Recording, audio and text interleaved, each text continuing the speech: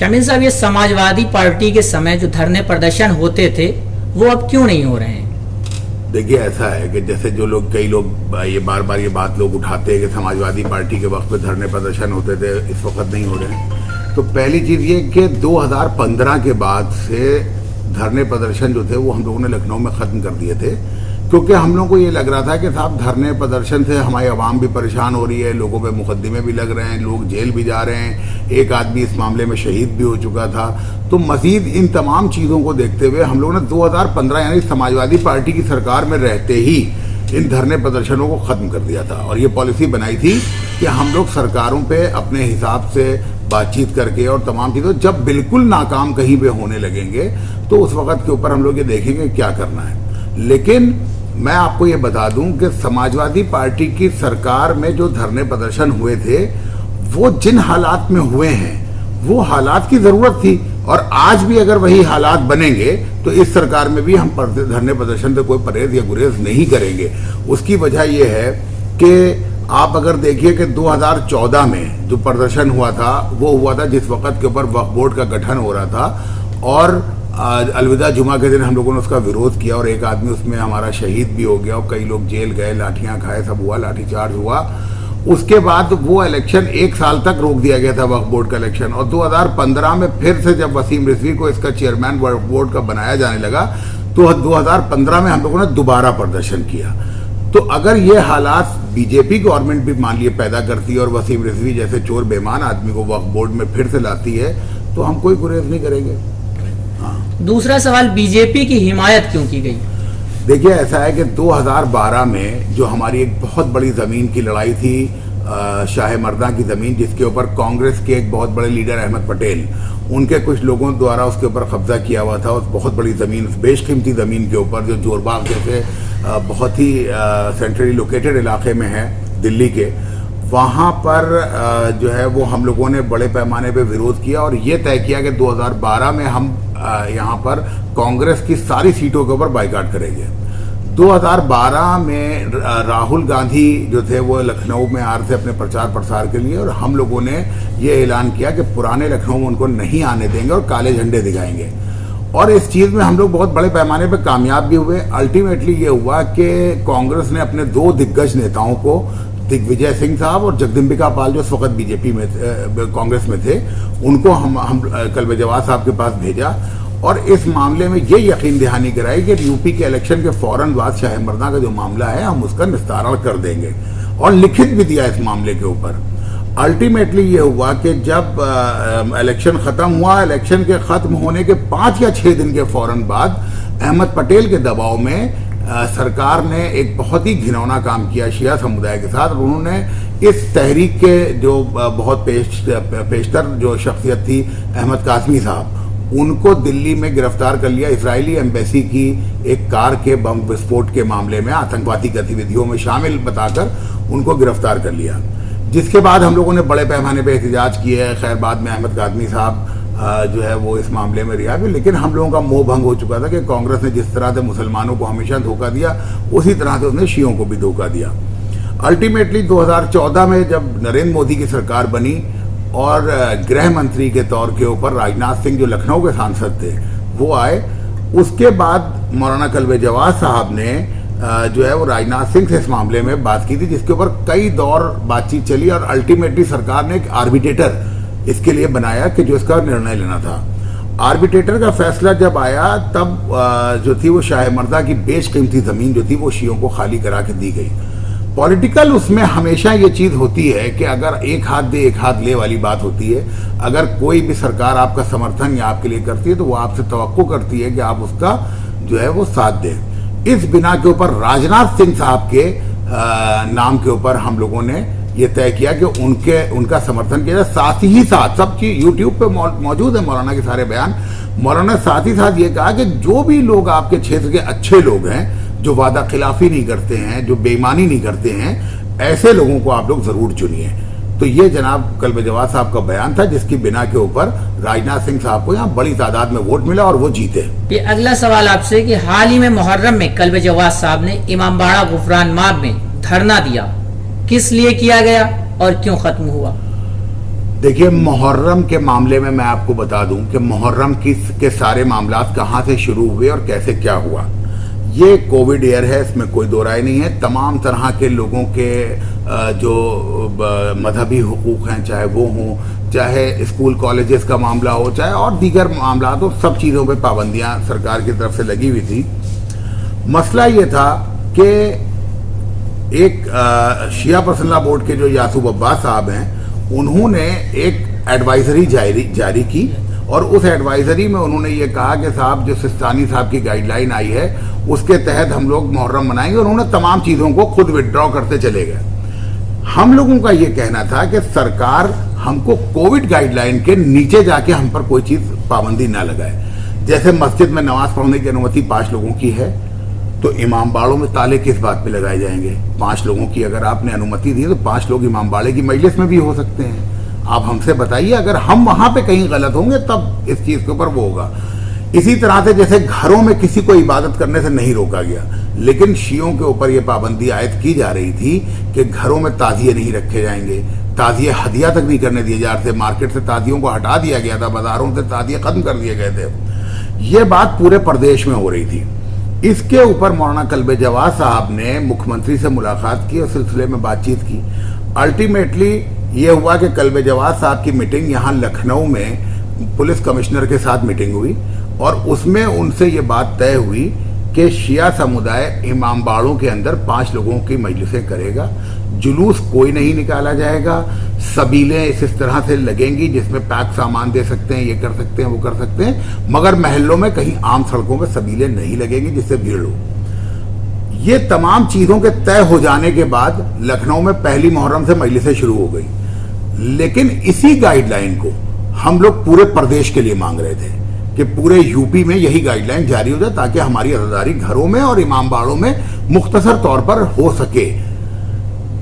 इस चीज को सरकार के लोग आनाकानी कर रहे थे और नहीं कर रहे थे। 2 मुहर्रम को शाम को 6 बजे कल्बे जवाद साहब ने एक प्रेस कॉन्फ्रेंस की और उसके फौरन बाद वो धरने पे बैठ गए और उन्होंने कहा कि सरकार हमारे साथ गलत कर रही है, हमको कोविड की गाइडलाइन से नीचे जाके ट्रीट किया जा रहा है हमारी कम्युनिटी को। जब ये आदेश हम और उसके जब ये धरना चल ही रहा था, इस बीच हम लोगों को प्रमुख सचिव गृह और क्या कहते हैं कमिश्नर लखनऊ की अध्यक्षता में एक मीटिंग हुई जिसमें हम लोग गए थे। उस मीटिंग में उन्होंने कहा कि साहब, हम आपकी बात मान रहे हैं और हम आपको ये कर रहे हैं, तो उसके उन्होंने कहा लिखित तौर पे दीजिए। तो उन्होंने कहा कि लिखित मिलने में हमें थोड़ा टाइम लगेगा, अभी हम फौरन जबानी तौर पे जो मेन शहर है वहां फोन करके डीएम एसएसपी को ये बात कह दे रहे हैं कि इस तरह से ताजिए घर पे रखे जाएंगे, ऐसे मजलिस कर सकते हैं। इस चीज को हम लोगों ने मानते हुए कि ठीक है, आप मौखिक तौर पे कह दीजिए मगर कल तक हमें आप लिखित दे दीजिएगा। हम उस बात के ऊपर बिना झगड़ा किए वहां से चले और हमारे सामने ही फोन होना शुरू हो गए।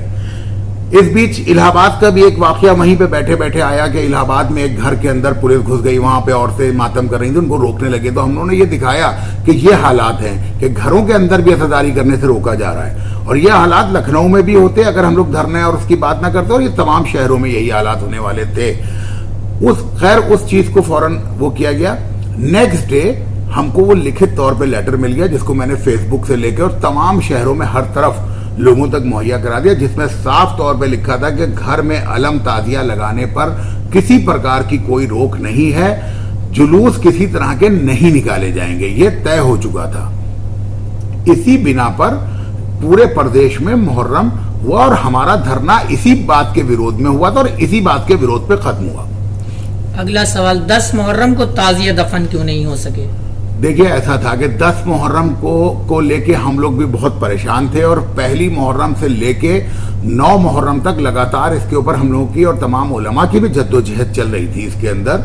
लेकिन लॉकडाउन की वजह से सरकार और प्रशासन के लोग इस बात के लिए राजी नहीं हो रहे थे कि 10 मुहर्रम को, क्योंकि जैसे हम लोगों ने इनसे कहा कि आप जो है वो 4 लोगों में हमको ताजिया दफन करने की इजाजत दे दी है, तो उन्होंने कहा साहब अगर 10,000 ताजिए निकलेंगे और 4 लोग जाएंगे तो 40,000 लोग सड़क पे होंगे।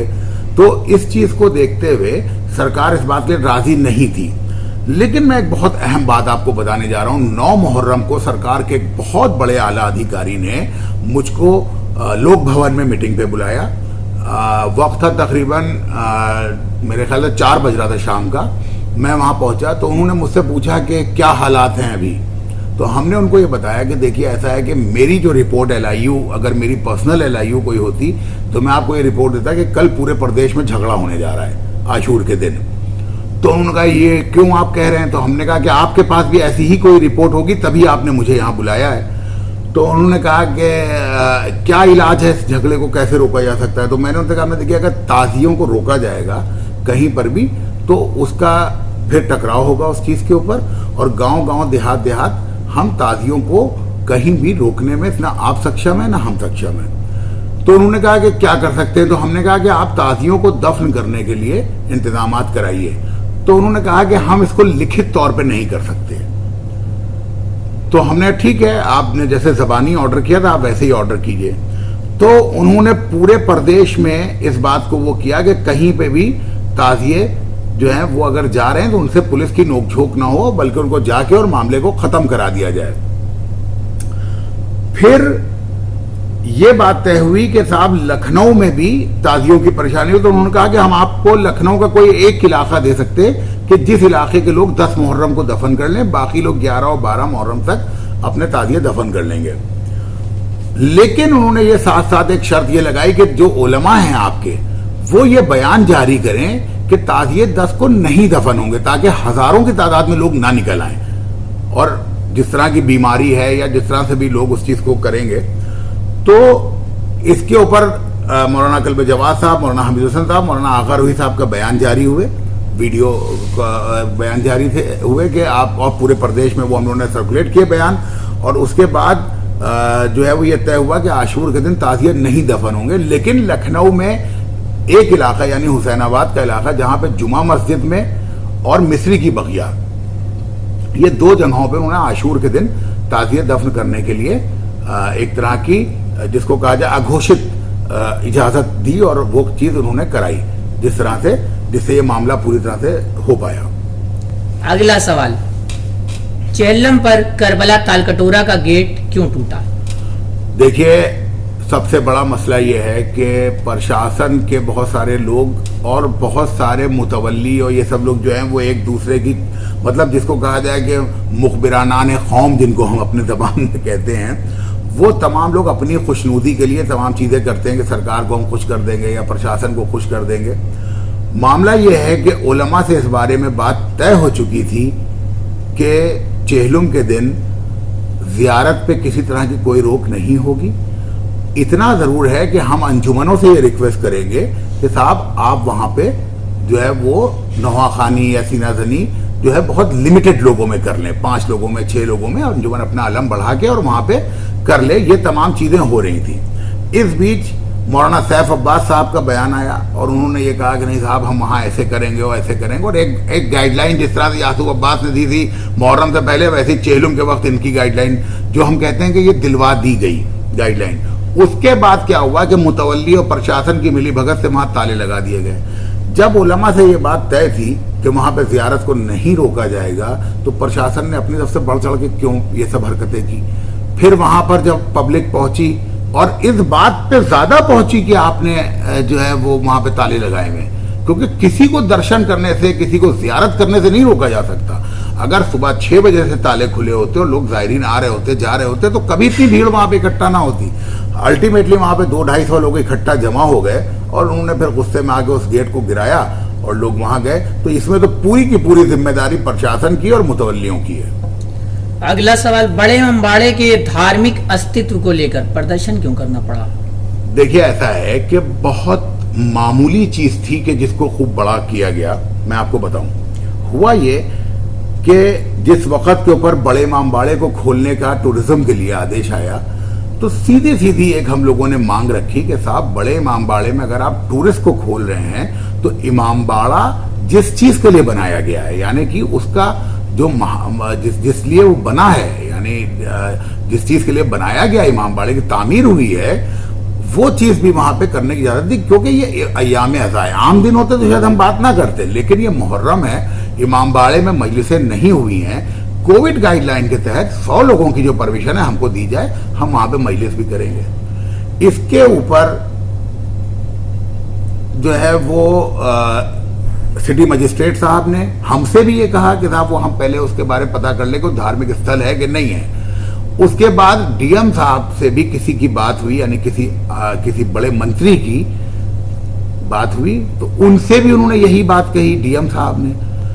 तो फिर कल जवाब साहब की बात हुई इनसे, जिला इंतजामिया से, वहां से भी ये बात सामने आने लगी। अल्टीमेटली ये हुआ कि हम लोगों को ये लगा कि हम तो कोई और चीज मांग रहे थे, लेकिन यहां तो कुछ और बहुत बड़ा मामला रखा हुआ है। तो हमको ये लगा कि कहीं ऐसा तो नहीं कि इसको धार्मिक जो है वो धार्मिक स्थल से हटा के ये टूरिस्ट स्थल करके और ये कह देंगे साहब हमने जो है वो फलाने कंपनी को इसको जो है वो चलाने के लिए दे दिया।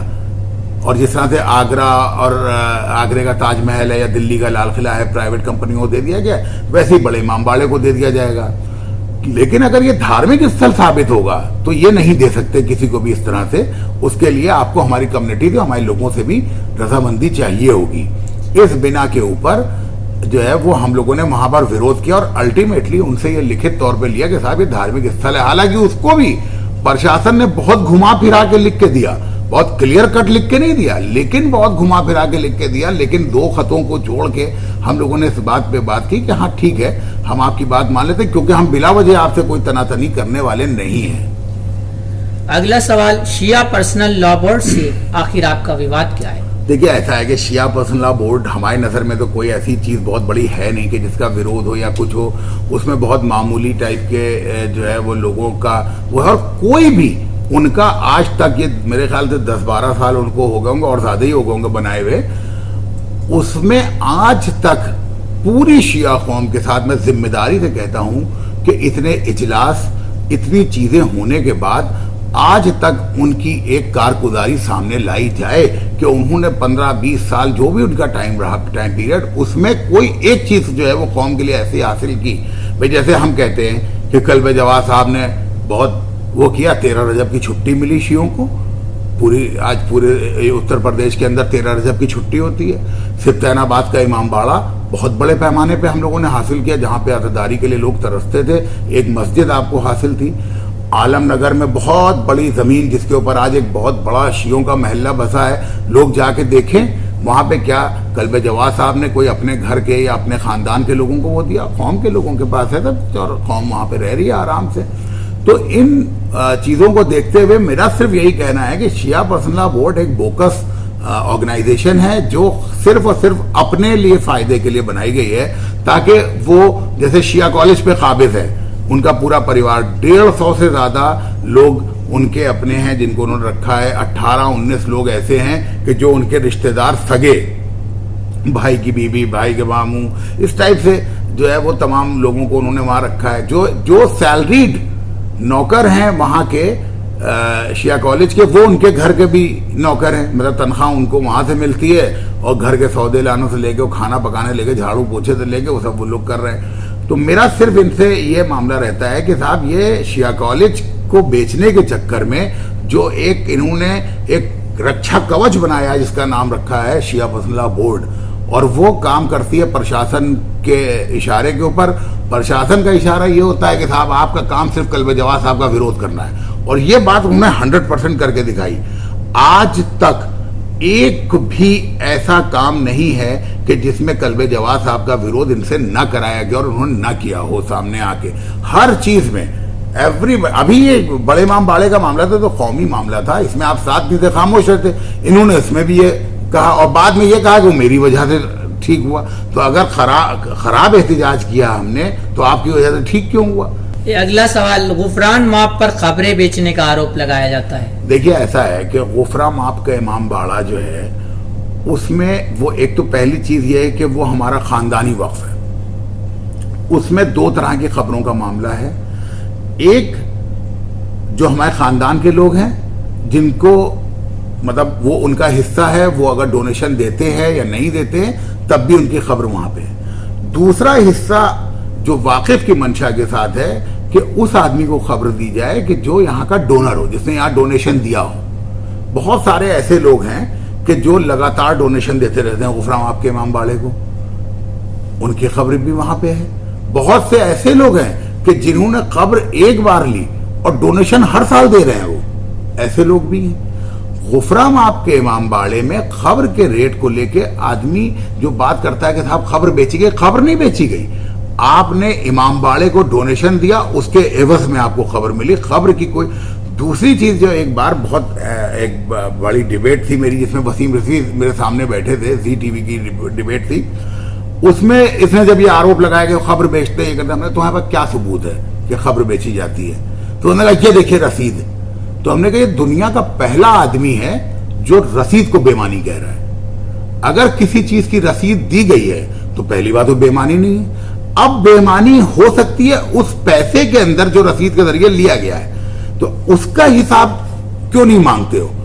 इसलिए नहीं मांगते हो उसका हिसाब कि तुमको मालूम है कि गुफराम आपके इमाम बाड़े की आमदनी कम है और जो डोनेशन आया हुआ है वो ज्यादा है, इसलिए तुम उसकी बात नहीं करते। भाई गुफराम आपके इमाम बाड़े में साल भर में खबरों की कितनी आमदनी हो जाती होगी? अगर खबर के डोनर्स आपके सामने आ जाएंगे तो अगर मान लिया 2 लाख रुपए खबर के लिए जा रहे हैं तो 5 या 6 खबरें साल भर में आ जाएंगी।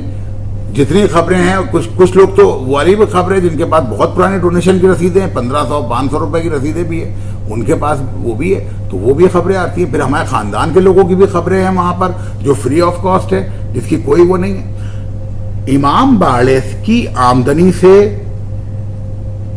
मदरसा चल रहा है, इमाम बाड़े की आमदनी से गरीबों की पढ़ाई तक के बैग्स, स्कूल बैग्स, तमाम तरह की चीजों के, उन चीजों की बात क्यों नहीं करते? दूसरी बात, मैंने अभी जैसे यासूब अब्बास ने एक इंटरव्यू में अपनी ये बात कही कि खबरें बेच रहे हैं, गुफराम आपकी खबरें बेच रहे हैं।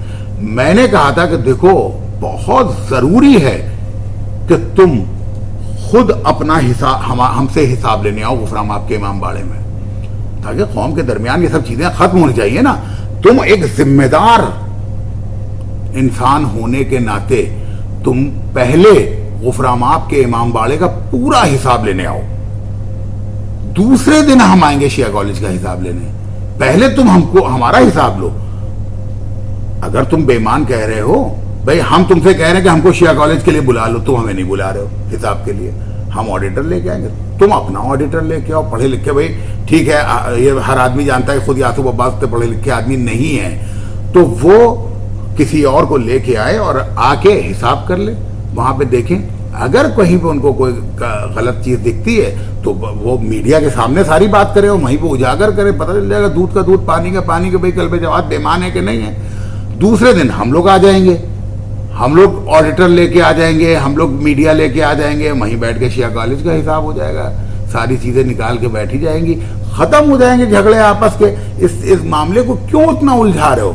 दोनों लोग एक दूसरे को बेमान कह रहे हैं ना, तो और दोनों लोग बैठ के जो है वो मुसालियत की बात करें। और इसमें मुसालियत बस ऐसे ही हो सकती है कि हम शिया कॉलेज का हिसाब ले ले, तुम गुफराम आपका हिसाब ले लो।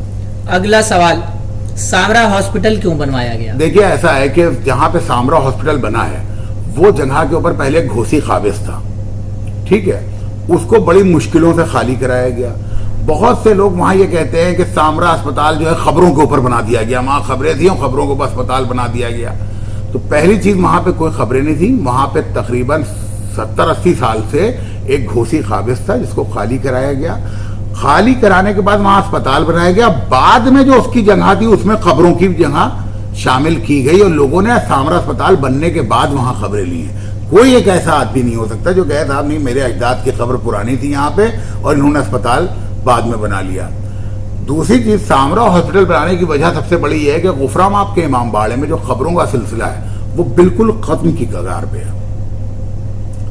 तो अगर खत्म की कगार पे कोई चीज है तो इमाम बाड़े की आमदनी के लिए, ताकि जो उससे चीजें चल रही हैं वो ना रुके, इसके लिए इमाम बाड़े ने अपने पैसे से, अपनी आमदनी से एक इमारत को रेंट पे दिया।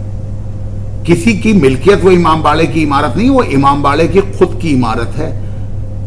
इतने क्लियर तौर पे सारी चीजें की गई हैं। इमाम बाड़े ने एक इमारत बनाई, उसको किराए पे दिया दूसरे आदमी को, ठीक। अब उनका एग्रीमेंट खत्म होता है, हो सकता है हम नए एग्रीमेंट के साथ किसी और को दें, या उन्हीं से अगर हमारा अच्छे से रेट तय होता है तो हम उनसे फिर से बात करेंगे। तो ये चीजें हैं। बाकी कोई भी चीज ऐसी नहीं है कि जिससे कहा जाए कि सामरा अस्पताल से कोई जो है वो मतलब कहीं से कोई जवाब साहब को आमदनी आती है, कुछ आता है। अपने हिसाब से सब लोग देखे उसके अंदर कि क्या चीज है क्या नहीं, आपको पता चल जाएगा। अगला सवाल, वक्फ बोर्ड में कैसी बेईमानियां हैं? देखिए ऐसा है कि वक्फ बोर्ड में इतना ज्यादा भ्रष्टाचार है, इतनी ज्यादा वो है कि अभी प्रधानमंत्री के आदेश के ऊपर केंद्रीय वक्फ काउंसिल की एक टीम पूरी यहां पर आई और वो आके इसके ऊपर जांच करी और उन्होंने पहली नजर में ही ये बात कही कि साहब इतनी ज्यादा गंदगी हमने हिंदुस्तान के किसी वक्फ बोर्ड में नहीं देखी जितनी यहां की। मैं आपको बताऊं कि पिछले 10 साल में इन तमाम वहशी दरिंदों ने, जिनको कहा जाए वक्फ के दरिंदे, इन्होंने 18,000 वक्फ डिलीट कर दिए। डिलीट का मतलब कैसे हुआ कि मान लीजिए जैसे एक कोई वक्फ है, मान लीजिए उसका नाम जो है वक्फ अहमद हुसैन है, आपने वहां पे बिल्डिंग बनानी है, आपने एक लेटर लिखा वक्फ बोर्ड को कि साहब सेवा में चेयरमैन, मुझे ये बताइए कि ये संपत्ति जो है क्या वक्फ में दर्ज है, खसरा संख्या इतना इतना इतना करके उधर से एक मोटी रकम लेके आपको ये जवाब आता है जी नहीं ये वक्फ में दर्ज नहीं है, बस ये है एनओसी। अब उसके ऊपर किसी की कोई कार्रवाई नहीं, कुछ नहीं, सब कुछ ढकोसला। कोर्ट से आप लड़ नहीं सकते इसलिए क्योंकि जो आदमी लड़ने खड़ा है ना तो उसकी ताकत इतनी ज्यादा हो पाएगी और ना ही उसके पास पैसे इतने हो पाएंगे कि इतने बड़े बड़े वकीलों का आप खाली वसीम रिजवी का इतिहास देखिए कि उनका कोई कारोबार नहीं है, एक पैसे का ना उनका कारोबार ना नौकरी, और जहां वो हैं उसमें कोई सैलरी भी नहीं है, लेकिन उनके हक में खड़े होने वाले वकील एक एक हियरिंग के 5-5 लाख रुपए लेते हैं। समझ रहे हैं आप, बेईमानियों का ये आलम है। तो इन लोगों ने इस तरह से वक्फ को जैसे जितना बेतहाशा लूटा है, अब वक्त आया है कि इनके ऊपर जो है वो बड़ा शिकंजा कस रहा है और ये तिलमिला रहे हैं, बिल्कुल भाग दौड़ मचाए हुए हैं कि हम क्या करें। ये तमाम चीजें इनकी इस वक्त खुल के आ रही हैं। अगला सवाल, वसीम रिजवी फिल्म बना रहे हैं, आपको क्या एतराज है? देखिए ऐसा है कि कोई आदमी भी कुछ भी इस तरह की चीजें कर रहा है, हराम हलाल ये वो, तो मैं उसके ऊपर ना तो मुझे बोलने का कोई मकसद बनता है, बल्कि मैंने तो फखरिया एक बात कही, मैंने फखरिया बात ये कही कि वसीम रिजवी जो है वो गुरुदत्त के बाद ये पहले ऐसे आदमी आए हैं कि जो ऐसी फिल्म बना रहे हैं जिसमें खुद ही डायरेक्टर, खुद ही प्रोड्यूसर, खुद ही एक्टर, खुद ही सिंगर, खुद ही लिरिक्स, खुद, बस ये गुरुदत्त से थोड़ा सा आगे बढ़ के व्यूअर भी ये खुद ही होते, देखने वाले भी, क्योंकि जो इन्होंने इससे पहले एक फिल्म बनाई थी राम मंदिर को लेके, उसमें पूरे इंडिया में 20,000 रुपए के टिकट बिके थे। तो मैंने इनको ऑफर दिया था, इससे अच्छा ये हमसे एक देख बिरयानी ले आते, रात तक में उससे ज्यादा पैसे आ जाते, इतनी मेहनत करके फिल्म बनाने की क्या जरूरत थी।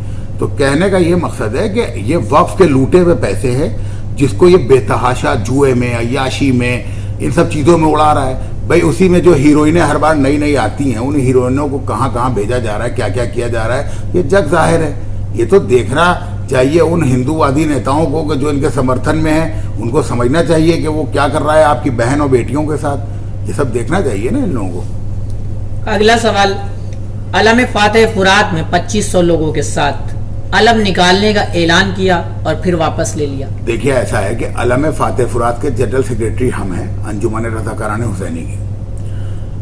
हमारी अंजुमन का निर्णय लेने का हक जो है वो हमको है, हमारे अध्यक्ष जो कल्बे जवाद साहब हैं उनको है। मसला ये है कि जिस वक्त के ऊपर अज़ादारी के मामला शुरू हो रहे थे और मुहर्रम बहुत करीब था, बकरीद का दूसरा या तीसरा दिन था, हमने ये देखा कि कोई भी प्रशासन में या किसी चीज में कोई सुगबुगाहट नहीं है और उनको ये लगता था कि साहब अब तो मुहर्रम हम जीरो कर देंगे, कुछ नहीं होगा।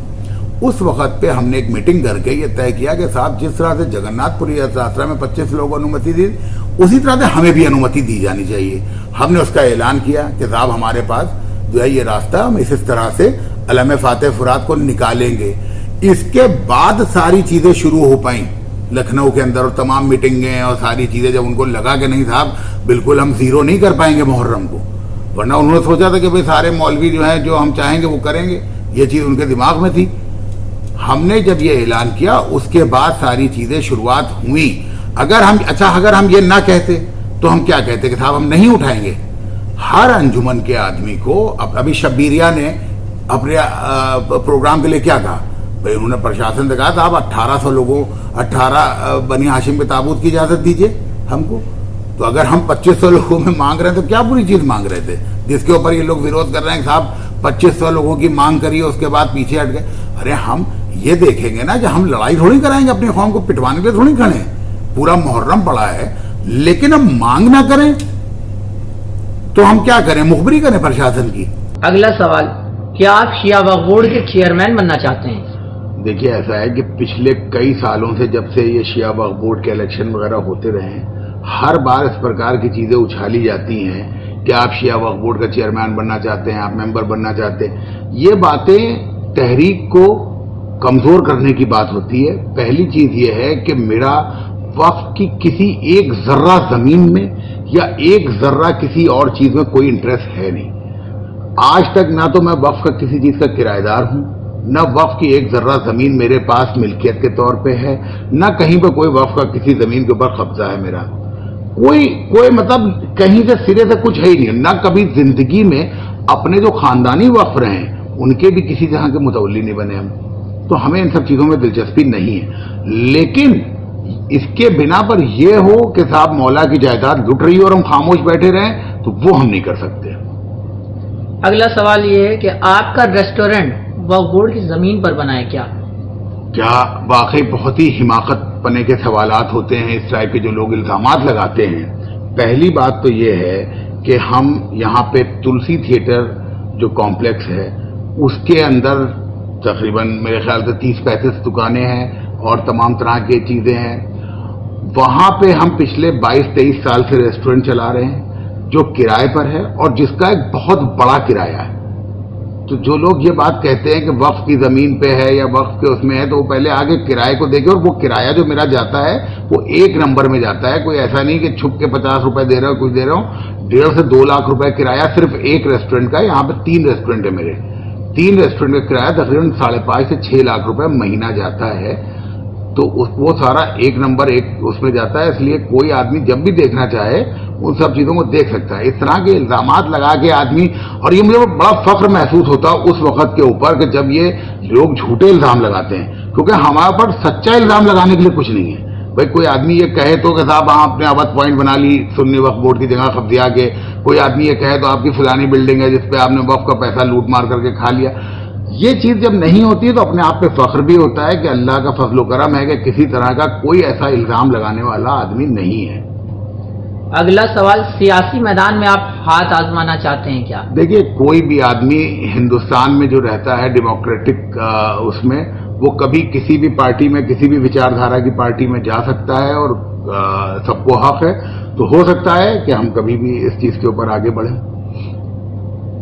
अगला सवाल है कि बीजेपी की तरफ आपका झुकाव है क्या? देखिए ऐसा है कि बहुत सारी चीजें ऐसी हैं कि जिसमें लगता है जैसे बीजेपी की तरफ मेरा झुकाव है या वो है। हमारी एक विचारधारा है, वो विचारधारा हमारी कई बार कम्युनिस्टों से भी मिलती है। मेरी कई चीजें ऐसी है कि जो लोग ये सोचते हैं साहब ये तो कम्युनिस्ट पार्टी की विचारधारा के तहत है। कई चीजें ऐसी हैं जो समाजवादी पार्टी के उससे मिलती हैं, कई चीजें ऐसी हैं जो बीजेपी के उससे मिलती हैं। जैसे हमारा बहुत खुले तौर पे लोगों को ये कहना होता है कि साहब जो है वो, जैसे बहुत से लोग कहते हैं यजीद के साथ हो, कोई कहता है बनी उमैया के साथ हो, कोई मतलब जो बीजेपी में लोग हैं आप उनको ये सब क्यों कह रहे हैं? भाई वो तो पॉलिटिकल लोग हैं और पॉलिटिक्स में लोकतंत्र में सबको हक है अपनी अपनी चीजों को, अपनी अपनी विचारधारा। हम कह रहे हैं फायदे के लिए गया हो, वो हो सकता है कम्युनिटी के फायदे के लिए ना हो, लेकिन आपकी विचारधारा जो भी आप उसके साथ जुड़िए।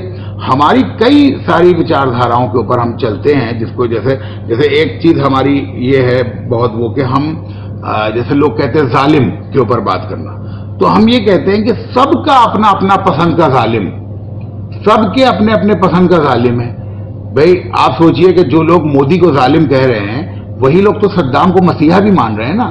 तो हुकूमत के लिए सद्दाम हुसैन ने जो मजालिमीन किए उसके ऊपर कोई वो नहीं है, और मोदी अगर हुकूमत के जुल्म कर रहे हैं तो उसके आप खिलाफ हैं। तो ये एक तरह का जो सिलेक्टिव वो है, हम इसके खिलाफ रहते हैं। तो लोग हमको कहते हैं साहब आप बीजेपी की विचारधारा, आप मोदी के समर्थन में। मैं किसी के समर्थन में नहीं हूं, लेकिन हमारी जो आइडियोलॉजी है हम उसके ऊपर चलते हैं, और अगर उस आइडियोलॉजी के ऊपर कभी कोई पार्टी हमको लेती है तो हम चाहेंगे।